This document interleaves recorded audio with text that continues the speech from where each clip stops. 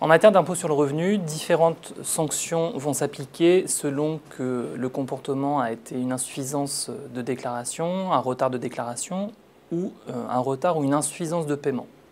Commençant par le retard de déclaration ou l'insuffisance de déclaration, puisque les pénalités sont les mêmes dans les deux cas. Imaginons que vous vous rendiez compte durant l'été que vous avez oublié de déposer votre déclaration d'impôt sur le revenu, qui doit être déposée cette année pour le 20 mai.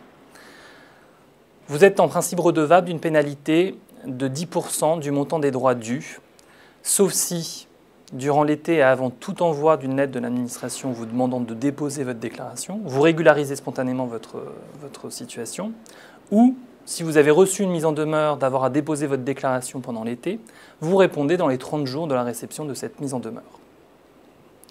Si vous ne le faites pas, vous avez cette pénalité de 10%, auquel s'ajouteront une nouvelle pénalité de 10% du montant des droits dus. Enfin, imaginons que vous êtes coutumier du fait et que tous les ans vous oubliez de déposer votre déclaration dans les délais et que vous oubliez de déposer votre déclaration après réception d'une mise en demeure de la part de l'administration fiscale.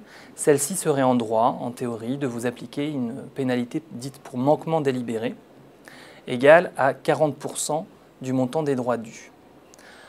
Enfin, si vous avez organisé votre situation par le biais de différents montages de façon à éviter d'avoir à déclarer certains revenus ou à déposer votre déclaration, l'administration vous appliquera une pénalité pour manœuvre frauduleuse égale à 80% du montant des droits dus.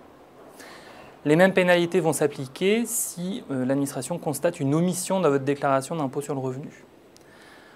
Si vous avez oublié de déclarer certains revenus fonciers ou si vous avez minoré sans vous rendre compte vos traitements et salaires, vous êtes redevable également d'une pénalité de 10%, sauf si vous régularisez spontanément ou si vous répondez dans un délai de 30 jours suivant mise en demeure. Si tous les ans vous oubliez de déclarer certains de vos revenus alors que vous savez pertinemment qu'ils sont imposables, l'administration pourrait vous appliquer une pénalité pour manquement délibéré de 40%. Celle-ci serait portée à 80% si elle met en évidence, encore une fois, des manœuvres frauduleuses. Passons maintenant au retard de paiement. Vous êtes sous le système des acomptes ou vous êtes mensualisé. Vous recevez vos acomptes, vous avez une date limite de paiement de l'acompte et vous oubliez de payer. Que se passe-t-il? L'administration vous envoie un nouvel avis en vous appliquant une majoration de 10% du montant des droits dus. Cette pénalité va s'appliquer également si vous êtes sous le système de la mensualisation et qu'une des mensualités n'est pas passée pour une raison ou pour une autre.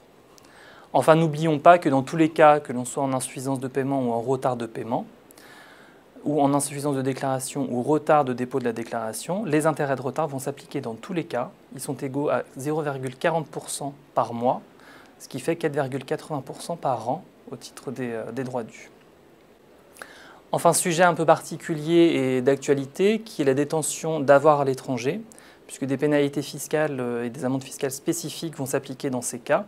Si vous oubliez de déclarer vos comptes à l'étranger et d'inclure les revenus correspondant à ces comptes dans votre déclaration, l'administration est en droit de vous appliquer une amende fiscale spécifique qui est égale au minimum à 1 500 € si le montant de vos avoirs au 31 décembre de l'année au titre de laquelle la déclaration doit être souscrite, donc 31 décembre 2013 pour les revenus déclarés en 2014, si le montant de ces avoirs est inférieur à 50 000 €. Si ces avoirs sont supérieurs à 50 000 €, le montant de cette amende passe à minimum à 5% du montant de ces avoirs.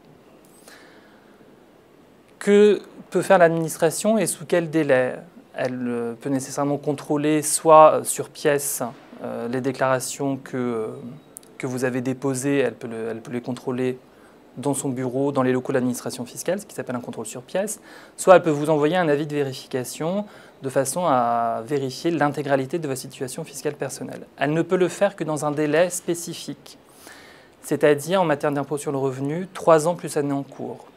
Ce qui veut dire que pour 2014, l'administration, si elle vous envoie un avis de vérification ou si elle décide de vérifier vos déclarations d'impôt sur le revenu, elle ne pourra le faire qu'au titre de l'impôt sur les revenus de l'année 2011. Délai spécifique néanmoins encore en matière d'impôt sur le revenu, si vous avez des comptes à l'étranger ou des avoirs à l'étranger que vous n'avez pas déclarés. Ce délai fait l'objet d'une entrée en vigueur progressive. Ce délai de 10 ans s'appliquera de manière pleine et entière à compter de 2016. Pour cette année, ce délai s'applique de manière progressive et permet de corriger les revenus de l'année 2006.